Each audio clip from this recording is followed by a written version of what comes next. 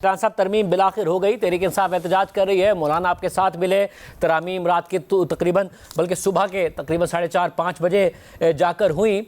अब एतराज़ ये हो रहा है कि आपका ये एतराज़ दुरुस्त था कि जुडिशल ओवररीच हुई है, वज़रा आज़म के साथ, सियासी जमातों के साथ, हुकूमतों के साथ ज़्यादती हुई है, एग्जीक्यूटिव के मामलात में मुदाखलत हुई है, पार्लियामेंट के मामलात में जजेस ने मुदाखलत की है, मगर उस मुदाखलत को रोकने की ज़रूरत थी, ना कि अदलिया के अंदर मुदाखलत बढ़ाने की ज़रूरत थी, जो कि एग्जीक्यूटिव की और पार्लियामेंट की बढ़ा दी गई है। मुमकिना तौर पर मुस्तकबिल के चीफ जस्टिस जो बनते हैं, जस्टिस मंसूर अली शाह साहब, उनका रास्ता रोकने के लिए।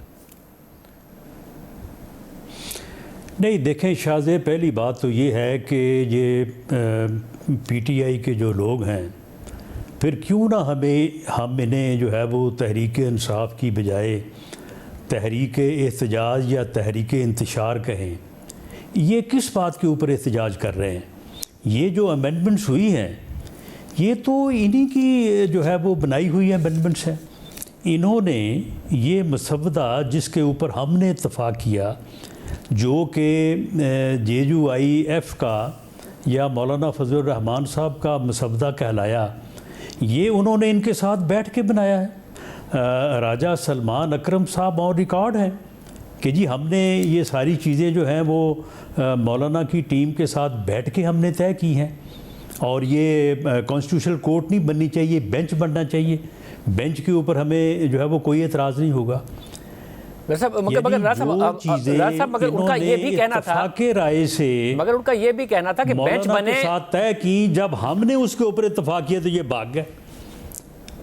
तो इन्हें जो है इन्हें किस बात का एहतजाज है? मैं सलमान राजा साहब से पूछ भी लूंगा, मगर उनकी ये राय मैंने जरूर सुनी थी कि एक बेंच बने, मगर वो बेंच ऐसा ना हो कि बाहर से बन रहा हो। उन्हें इस बात पर एतराज़ है कि किस तरीके से बाहर से जुडिशल कमीशन जिसमें हुकूमत की बहुत ज़्यादा मुदाखलत हो, वो बेंच बना रहा हो। अदालत के अंदर के बेंच अदालत के बाहर से बन रहे हो। ये भी गलत है, ये भी गलत है, ये भी प्रोपेगेंडा है। और इन्होंने जो जुडिशल कमीशन की फॉर्मेशन बनाई है, वो क्योंकि ये भी इनकी इनपुट भी उसमें शामिल है। इस वक्त भी जुडिशल कमीशन जो है उसके टोटल 13 मेंबर हैं। उन 13 मेंबर्स में से सबसे जो बड़ा शेयर होल्डर है वो जुडिशरी है। जुडिशरी के 5 लोग हैं वहाँ पे, बल्कि बार का मेंबर अगर साथ मिलाएं, जो कि अक्सर पाकिस्तान बार काउंसिल जो है उसका टिल्ट जो है वो टूवर्ड्स जुडिशरी होता है, तो उनकी तादाद 6 है। मगर 13 में से 6 लोग तो उनके हैं। मगर रान साहब किस तरह से कहते हैं कि वहाँ पे हुकूमत की मुदाखलत जो है वो ज़्यादा है? रान साहब, अगर क्योंकि हुकूमतें उनमें से 2 अपोजिशन के हैं। नहीं, मगर राज साहब, क्योंकि हुकूमतें आमतौर पर शॉर्ट टर्म में ज़्यादा सोच रही होती है। जब आपने कहा कि ज़्यादा इस वक्त पलड़ा जुडिशरी का भारी है, देखिए federal law minister, attorney general, और फिर आजकल तो बार काउंसिल का पलड़ा आपके हक में ज़्यादा है, और फिर 2 हुकूमत के मेंबर्स, एक नेशनल असेंबली, एक सेनेट से, और एक नॉन मुस्लिम या वुमन जो नॉमिनेट करेगा वो स्पीकर करेगा तो नेशनल असेंबली का, यानी हुकूमत की मर्जी से होगा। इंडिया में जब एक ऐसी कोशिश हुई थी जुडिशल कमीशन टाइप, तो वो सुप्रीम कोर्ट ने स्ट्राइक डाउन की थी कि इंक्रोचमेंट है। तो ऐसा नहीं है। और आप शॉर्ट टर्म में सोच रहे हैं, कल को अगर उल्टा हो गया तो फिर आप भुगत रहे होंगे। नहीं, देखें, बात ये है शाहजेब, अगर आप मैक्सिमम भी करें 13 में से 5 मेंबर जो है वो जुडिशरी के हैं, 5 ही गवर्नमेंट के हैं। बाकी जो 3 हैं, 2 अपोजिशन के हैं और 1 जो है वो बार का नुमाइंदा है। जो बैलेंस जो है वो उन 3 के पास है। तो फिर वहाँ पे जो हुकूमत की जो है वो अक्सरियत कैसे हुई? वहाँ पे जो कास्टिंग वोट है वो तो अपोजिशन के पास है या बार के पास है। यानी किसी तरह से भी ये जो यानी सिस्टम लाया गया है, उसमें ना तो जुडिशरी का जो है वो पलड़ा जो है वो भारी है या ओवरवेलमिंग है जिस तरह से पहले था, और फिर चैम्बरों से जो है वो लोग जो है वो हाई कोर्ट के और जज जो है वो बनते रहे, और सुप्रीम कोर्ट में जो है वो मर्ज़ी की एलिवेशन जो है वो होती रही, और ना ही इसमें गवर्नमेंट का है। यानी एक बैलेंस ही मकसूद था, और इसमें बिल्कुल वो बैलेंस है ना। यहाँ पे हुकूमत अपनी मनमानी कर सकती है, लेकिन मैं अगर ये बात कहूँ कि जुडिशरी भी मनमानी नहीं कर सकती, तो ये बात भी दुरुस्त है और ऐसा होना चाहिए था। साहब, मगर जो अगले चीफ जस्टिस की तैनाती है उसमें जब आप एक कमेटी बनाते हैं, उस कमेटी पर भी एतराज़ है उन्हें, और जाहिर है सिर्फ उन्हें एतराज़ नहीं है, कुछ बहुत सीनियर वकला भी इस बात पर एतराज़ कर रहे हैं कि चीफ जस्टिस जो है वो बन रहा होगा एक ऐसी कमेटी के थ्रू जिसमें ज़ाहिर गवर्नमेंट डिनोमिनेटेड वो ज़्यादा होगी, क्योंकि आप मुतनासिब नुमाइंदगी पर कर रहे हैं। मुतनासिब नुमाइंदगी में हमेशा ज़ाहिर गवर्नमेंट को ज़्यादा मौका मिलेगा, और इसलिए अगला चीफ जस्टिस जो टॉप 3 जजेस होंगे वो गवर्नमेंट की तरफ देख रहे होंगे कि हम में से किसको हुकूमत चीफ जस्टिस बनाएगी। ये बात भी शाहजेब बगैर सोचे समझे की जा रही है, ये बात भी बगैर सोचे समझे की जा रही है, और जो है वो सिर्फ फितनागरी के लिए, मामले को उलझाने के लिए, प्रोपेगेंडे के लिए जो है की जा रही है। पहली बात तो यह है कि प्रोपोर्शनल रिप्रेजेंटेशन के ज़रिए से जो भी रिप्रेजेंटेशन होगी, जिस जमात की भी होगी पार्लियामेंट में, उन सब को जो है वो उसमें शेयर मिलेगा। उसके बाद जो नॉमिनेशन है वो सिंपल मेजॉरिटी से नहीं होगी कि गवर्नमेंट उससे बेनिफिट कर ले, वो 2/3 मेजॉरिटी से होगी। और पहले 2/3 मेजॉरिटी जो है ये गवर्नमेंट की जो है वो मर्जी को या गवर्नमेंट की जो है वो एक्सेस को रोकने के लिए है।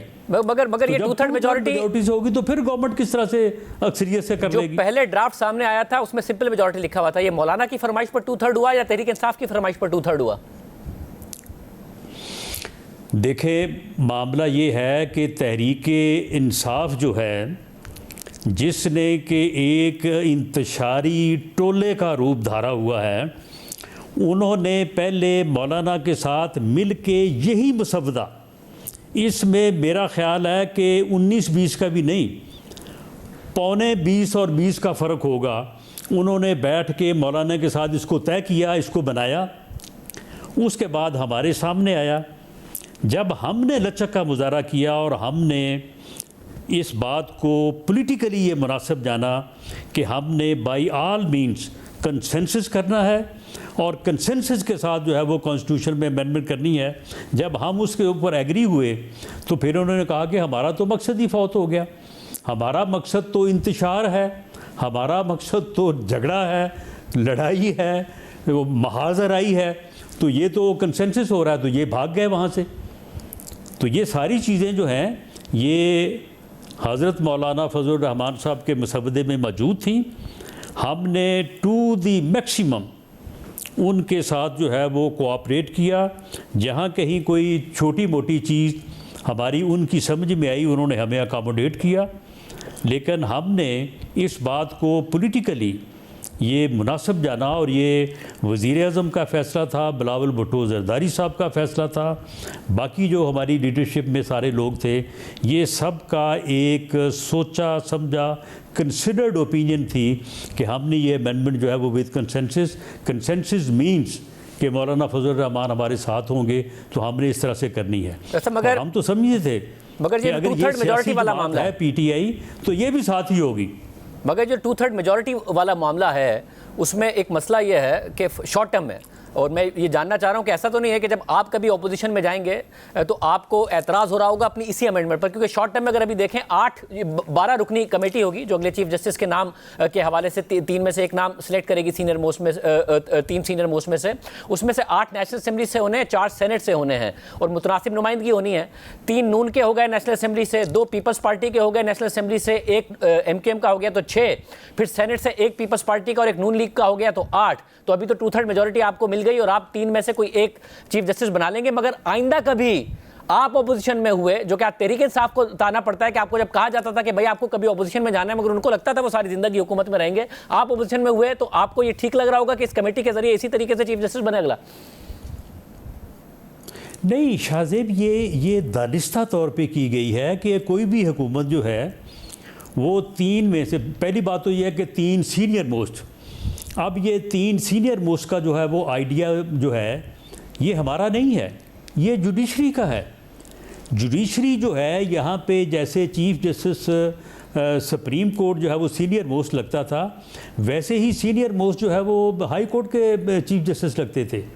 ये इस मर्तबा जो जुडिशल कमीशन है जो जिसमें अक्सरियत थी जुडिशरी की, उन्होंने कहा कि जी ये सीनियर मोस्ट का मामला जो है ये तो गलत है, इससे जो है वो मेरिट जो है वो डिस्टर्ब होता है। सीनियर मोस्ट मीन के 3 लोग, जो 3 सीनियर मोस्ट हैं उनमें से जो सूटेबल है that is the senior most.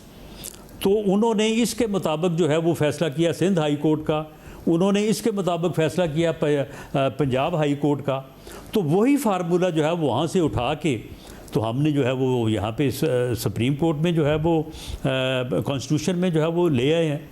तो उसमें यह है कि पहली बात तो यह है कि 3 सीनियर मोस्ट में से एक होगा और वो जो है वो 2/3 मेजॉरिटी से होगा। तो इसमें तो हुकूमत का या किसी का भी जो है वो जुडिशल कमीशन की जो तरतीब और उसकी जो स्ट्रक्चर है उसमें किसी को भी जो है वो नहीं मगर 2/3 की तजावुज़ हासिल नहीं है। राज साहब, इस वक्त तो आपके पास कंफर्टेबल 2/3 है ना पार्लियामेंट्री कमेटी में, 12 में से 8 आपके आसानी से हो जाएंगे आपके पीपल्स पार्टी और एमक्यूएम के मिला के। तो इस वक्त और क्या ऐसा नहीं है कि जस्टिस मंसूर अली शाह साहब जो सीनियर मोस्ट हैं और एक बहुत क्रेडिबल एक जज हैं, बहुत अच्छे उन्होंने फैसले दिए, एक कोई हेड से के ऊपर या किसी एक आप लोगों ने एक खौफ आपके अंदर पैदा हो गया किसी वजह से, जिसकी वजह से आपने ये सब किया है, वरना एक बहुत ही ऑनरेबल उनका पूरा करियर रहा है? नहीं देखें शाहजेब, जो दूसरे 2 सीनियर मोस्ट हैं, जो 3 का पैनल है, उसमें मैं बिल्कुल आपकी इस बात को मैं रद्द नहीं करता कि मंसूर अली शाह साहब बहुत क्रेडिबल, बहुत अच्छे इंसान हैं, बहुत अच्छे जज हैं, लेकिन दूसरे लोग भी जो हैं वो भी इक्वली गुड हैं, वो भी जो है आखिर यहाँ तक वो पहुँचे हैं। आप जस्टिस मुनीब अख्तर के बारे में भी अफरीदी साहब का आप देख लें, आप जस्टिस याया अफरीदी साहब के बारे में तो जाहिर है आपकी शायद राय हो, जस्टिस मुनीब अख्तर के बारे में भी आपकी यही राय? देखें मुनीब अख्तर साहब की, देखें अगर हम उन चीज़ों को एक तरफ रख दें तो बिल्कुल यही राय है, लेकिन अगर उन चीज़ों को सामने रखें तो फिर जो लेटर इन्हीं मुअज़्ज़ज़ जज साहबान ने एक दूसरे के ख़िलाफ़ लिखे हैं और फिर उन लेटर्स को किस तरह से, यानी जिसको लेटर लिखा है उसे लेटर पहुंचाने से पहले मीडिया को पहुंचा दिया, ख़बर पहले जारी कर दी है, लेटर जो है वो बाद में पहुंचा है। तो ये अगर चीज़ें देखें तो ये इंतहाई काबिल अफसोस हैं और यही वजह है कि सीनियर मोस्ट जो फार्मूला था उस फार्मूले ने बड़ा डैमेज किया है जुडिशरी को भी, उसने बड़ा डैमेज किया है हमारे अदालती निज़ाम को भी। तो यही वजह है कि ये सूरत हाल जो है इसको जो है वो बरूए कार लाया गया है और मैं समझता हूँ कि बेशक देर आयद लेकिन दुरुस्त आयद कि ये एक अच्छा फ़ैसला हुआ है। और इस फ़ैसले के ऊपर क्योंकि सबकी राय, सबका कंसेंसस, सबकी इनपुट है, सबकी वाइज ओपिनियन है, तो इसमें इसके ऊपर कोई एतराज़ वाली बात नहीं है। जैसे मगर सिर्फ पीटीआई जो है वो अपने बानी की खुशनुदी के लिए जो है ना वो इस किस्म की जो है वो इंतशार पे मबनी बयानबाजी कर रही है। जैसा मगर अब तो क्योंकि आपने कॉन्स्टिट्यूशनल बेंच का आइडिया दे दिया है तो चीफ जस्टिस के पास तो इख्तियार ही बहुत कम रह गया है, तो जो सीनियरिटी प्रिंसिपल है उसको फॉलो करेंगे या जस्टिस मंसूर अली शाह साहब बनेंगे या नहीं बनेंगे चीफ जस्टिस? देखें शाहजेब, जुडिशल इस वक्त जो अल्टीमेट पावर है जुडिशल सिस्टम में वो इस वक्त जो है वो जुडिशल कमीशन के पास है। जुडिशल कमीशन जो है उसमें गवर्नमेंट की और जुडिशरी की इक्वल रिप्रेजेंटेशन है और उसके अलावा अपोजिशन भी रिप्रेजेंटेड है, बार्स भी रिप्रेजेंटेड हैं। उसकी सदारत तो है वो चीफ जस्टिस के पास है और ये कोई छोटी बात नहीं है। तो इसलिए आप जस्टिस मंसूर अली शाह साहब अगले चीफ जस्टिस नहीं बनेंगे? नहीं, देखें अब ये मामला जो है वो कमेटी के पास है, 2/3 मेजॉरिटी से वहाँ पे बात होनी है। भले पीपल्स पार्टी जो है वो हमारे साथ उनके अच्छे यानी वो हमारे साथ अलाई हैं, लेकिन इसके अलावा वहाँ पे मेरा ख्याल है जेयूआई का भी एक वोट होगा, इसी तरह से पीटीआई के भी वोट होंगे। तो मामला ये है कि वहाँ पे पीपल्स पार्टी की अपनी राय होगी, उसका एक अपना पॉइंट ऑफ व्यू होगा। तो ये ऐसा नहीं है कि जो वो कह देंगे वो हो जाएगा, जो हम कह देंगे वो हो जाएगा। ये वहाँ पे डिस्कशन होगी और उसके नतीजे में इन तीनों में से उन कमेटी मेंबरान की नज़र में जो दी बेस्ट होगा वो सामने आ जाएगा और मैं समझता हूँ कि वो सभी बेस्ट हैं। मगर इसमें एक और आपने जो अमेंडमेंट की है जो इनिशियल ड्राफ्ट में नहीं नजर आई थी, वो ये कि अगर टॉप 3 में से एक का नाम प्रपोज किया जाए, वो मना कर दें, तो टॉप 3 में से ही बाकी 2 को ऑफर किया जाएगा। यानी कि जैसे सियाया आफरीदी फॉर एग्जांपल, अगर आप उनको नॉमिनेट करते हैं, वो मना कर देते हैं, तो आपको जस्टिस मंसूर अली शाह और जस्टिस मुनीब अख्तर में से एक को नॉमिनेट करना पड़ेगा। नहीं, फिर अगर वो मना कर देते हैं तो फिर जो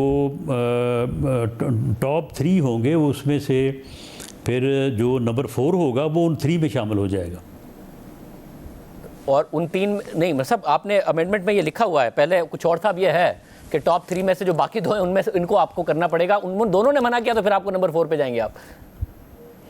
नहीं शाहजेब, वहाँ पे रिकन्सिडर का देखें ना, अगर 3 कंसिडर होते हैं और उनको कंसिडर होने के बाद जो है वो एक के ऊपर जो है वो फैसला होता है, तो उसके बाद फिर जो है वो नेक्स्ट लोग जो है वो शामिल हो गए, क्योंकि वहाँ पे रिकन्सिडर का लफ्ज़ नहीं है।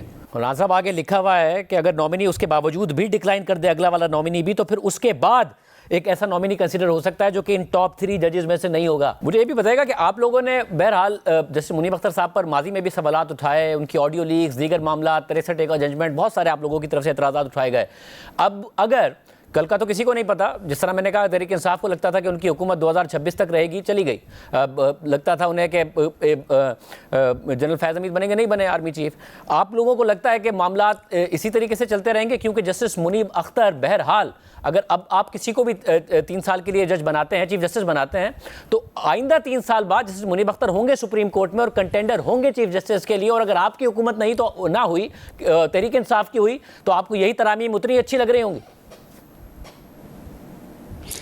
नहीं देखें, यानी जो तरामीम है उनमें एक बैलेंस होना चाहिए, एक रैशनल होना चाहिए। बाकी जहाँ तक लोगों का मामला है, देखें चीफ़ ऑफ आर्मी स्टाफ भी तो इसी तरह से जो है वो, वहाँ पे तो कोई कमेटी भी नहीं है, वहाँ पे तो हमेशा वज़ीर आज़म जो है वो सिलेक्ट या मुंतखब करता है। लेकिन मामला ये है कि जब चीफ़ जस्टिस जो है वो चीफ़ जस्टिस बन जाएगा, फिर आप मुझे बताएं कि वो फिर किसी हुकूमत के या किसी कमेटी के या किसी कमीशन के बताए तो नहीं होगा ना। वो फिर अपनी इंडिपेंडेंट अपने मेरिट पे ऊपर जो है वो काम कर सकता है। मामला ये है कि जो मगर साहब आप लोगों ने तरामीम इसीलिए की है ना कि आपका एतराज़ ये है कि मेरिट पर काम नहीं करना चाहता, लेकिन कुछ चीज़ें ऐसी हैं कि जो इंतहाई काबिल एतराज़ हैं। ऐसा मगर इस वक्त जो लोग पहले इस मनसब के ऊपर रहे हैं, उन्होंने कुछ मामलात ऐसे किए हैं कि जो इंतहाई काबिल अफसोस हैं, और उनमें से बहुत सारे ऐसे जजेस हैं। तो आगे मुस्तकबिल में जो भी हुकूमत होगी उसके हाथ में बहुत कुछ होगा। चीफ जस्टिस बनने से पहले जज उनकी तरफ देख रहा होगा, टॉप 3 उनकी तरफ देख रहा होगा, और आपको फिर उस वक्त अपनी ये तरामीम बुरी नहीं लग रही होंगी। नहीं देखें, उनकी तरफ अगर कोई देख रहा होगा, लेकिन जब वो बन जाएगा तो उसके बाद भी कोई ऐसी सूरत है कि उसे किसी तरफ देखने की ज़रूरत होगी। वो मुकम्मल उसे कॉन्स्टिट्यूशनल जो है वो बैकिंग होगी, उसे कॉन्स्टिट्यूशनल तहफ़्फ़ुज़ होगा, तो फिर क्या वजह है कि वो अपनी ज़िम्मेदारियां जो है वो कानून के मुताबिक, आइन के मुताबिक जो है in the best interest of the state and nation जो है वो अदा नहीं करेगा। वैसे आज ही एक क्राइसिस पैदा हो गया अदालत में भी, तो कोई एक अखलाकी जिम्मेदारी जो है वो होनी चाहिए ना। आज ही क्राइसिस पैदा हो गया अदालत में, जैसे मंसूर अली शाह, जैसे आयशा मलिक साहिबा का बेंच एक केस सुन रहा था और वो कंपटीशन कमीशन ऑफ पाकिस्तान के हवाले से था। वहाँ सवाल पैदा हो गया कि ये अब हमने सुनना है या आईनी बेंच ने सुनना है। फिर एक केस जैसे काजी फैसल साहब सुन रहे थे 13 जनवरी के फैसले के हवाले से, वहाँ तहरीक इंसाफ ने सवाल उठा दिया कि आपने नहीं सुनना है, आईनी बेंच ने सुनना है। तो ये तो एक बहुत ही क्राइसिस नहीं पैदा हो जाएगा कि कौन सा केस सुप्रीम कोर्ट सुनेगी, कौन सा केस उसका आईनी बेंच सुनेगी? नहीं, कोई क्राइसिस पैदा नहीं होगा। जो कॉन्स्टिट्यूशनल बेंच है वो फैसला करेगा और उसका फैसला जो है वो हतमी होगा। तो ये फैसला भी आईनी बेंच ने करना है कि कौन सा फैसला कैसे सुप्रीम कोर्ट के पास रहेंगे, कौन से हम लेंगे। और जो कॉन्स्टिट्यूशनल बेंच है वो कोई हुकूमत ने नहीं मुकर्रर करना, वो जो है वो जुडिशल कमीशन ने ही मुकर्रर करना है।